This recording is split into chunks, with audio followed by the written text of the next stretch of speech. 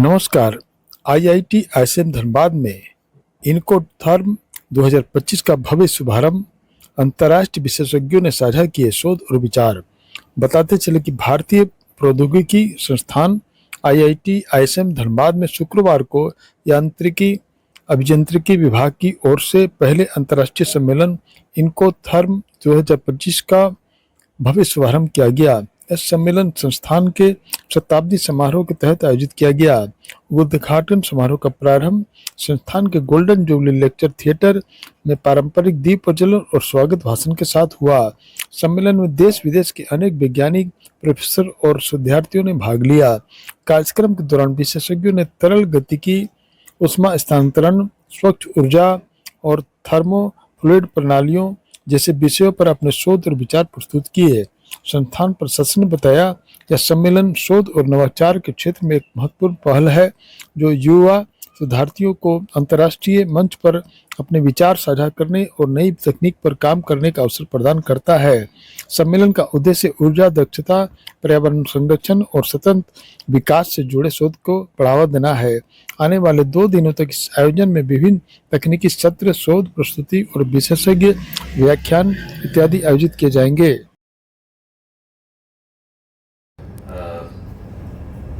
Professor Sukumar Mishra, Director IIT-ISM Dhanabat, Professor Sonam Chattopadhyay, the Head Department of Mechanical Engineering, IIT-ISM Dhanabat.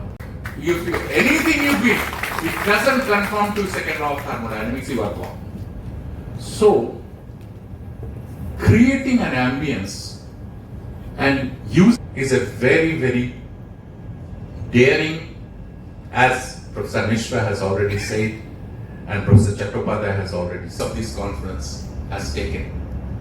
It's commendable, and I think this will go a long way. I still remember.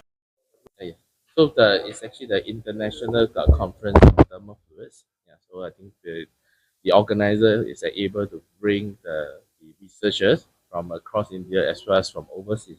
So I myself from Singapore. So it's actually very encouraging to see all the wonderful work that done here in Singapore. But certainly, we also hope to exchange knowledge, right, with fellow researchers here, so that we can explore collaborations, we can actually explore joint educational programs.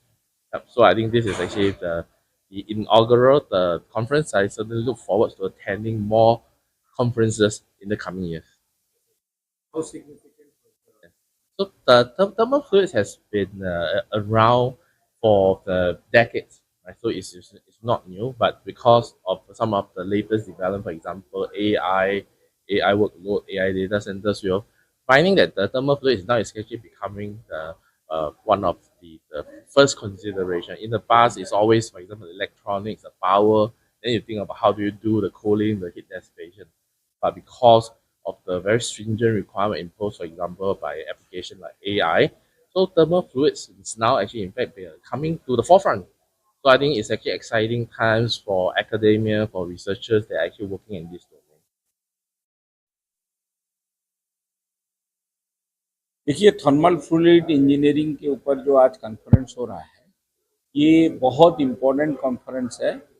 कोई भी चीज़ जब operate करता है वो गर्म होता है।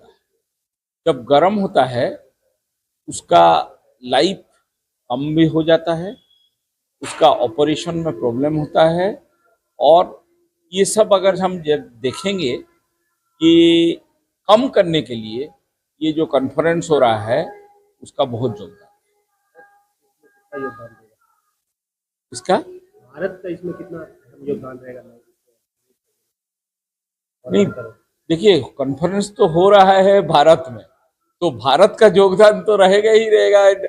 आप जब देखेंगे कोई भी कॉन्फ्रेंस भारत में हो रहा है, वो हम यहाँ करके हम भारत का बाहर का लोगों को इसमें सूचित कर, भारत में जब हो रहा है भारत का ही लोग कर रहे हैं। ये इंटरनेशनल का जो लोग है वो हमारे जैसे सीखने के लिए आए हैं, हम उनसे सीखने के लिए नहीं है। तो उसमें ये कब तक ये आज का रिसर्च का बात नहीं है, ये रिसर्च हो चुका है, उसका डिस्कशन इधर हो रहा है। ये डिस्कशन में और रिसर्च कैसे आगे जाएगा उसके ऊपर चर्चा होके ये आगे बढ़ाने का चीज है। एंड रिसर्च एक ऐसा चीज है, वो कभी बंद नहीं होता है, वो आगे आगे आगे चलता रहता है। टोटल जो कॉन्फ्रेंस हुआ उसमें क्या आउटपुट है तो कुछ जानना चाहिए। देखिए, अगर आप थर्मल चीज का बात करेंगे, जो थर्मल, जैसे मैं पहले बोला, थर्मल चीज गर्म करता है कोई भी चीज। जब चीज गर्म हो जाता है, उसका परफॉर्मेंस आपका डिग्रेड कर जाता है। आप आईसी चिप लीजिए, कोई पावर इलेक्ट्रॉनिक्स चिप लीजिए, कोई भी सेमीकंडक्टर चिप लीजिए, उसमें गर्म के कारण वो खराब हो रहा है। जैसे आप देखे होंगे, कोई जल गया, जल क्यों जाता है? गर्म जो हो जाता है जल जाता है। उसको कैसे कंट्रोल किया जाएगा, वो थर्मल फ्लूइडिक का रिसर्च।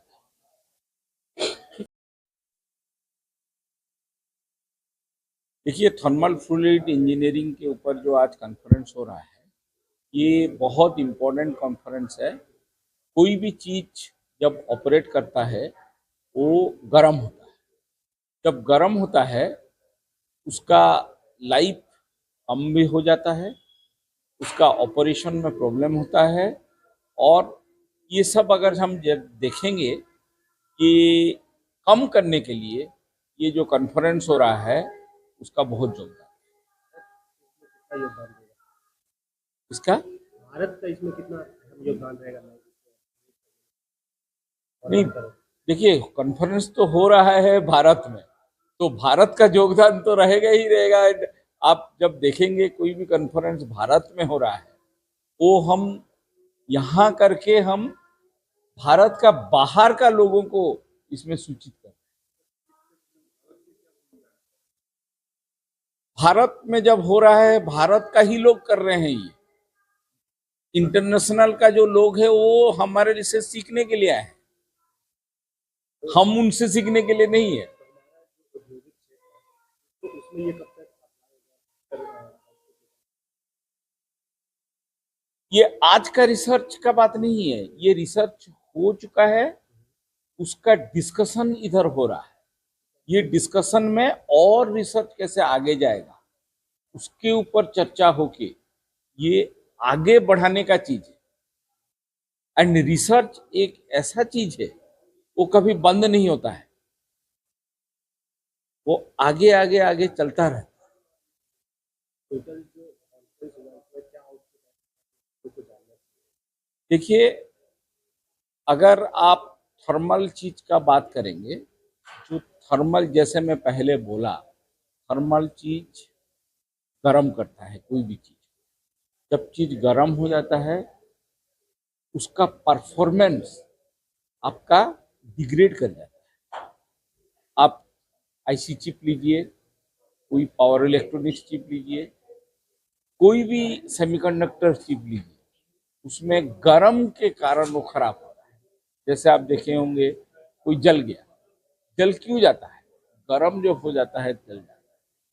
उसको कैसे कंट्रोल किया जाएगा, वो थर्मल फ्लूइडिक का रिसर्च।